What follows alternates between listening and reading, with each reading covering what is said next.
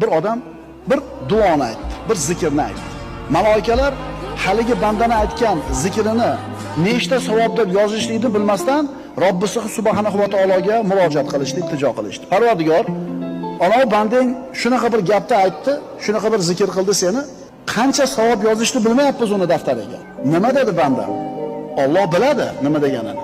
Lekin farishtalarning tilidan eshitishni xohlaydi. Banda aytdi: "Ya Robbi, lakal hamdu kama yanbaghi li jalali wajhika va azimi sultonik."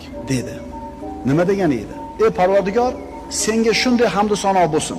Kama yanbaghi li jalali wajhik. Yuzingni ulug'ligi qanday bo'lsa, va azimi sultonik, saltanatingning buyukligi qanchalik bo'lsa, shunga yarasha hamd sano bo'lsin dedi. Shunda farishtalar qancha savob yozishni bilmay qolishdi. Chunki farishtalar ham bilishmaydi Alloh taoloning yuzi qanchalar ulug', saltanati qanchalar buyuk. Yotib olinglar shu duoni.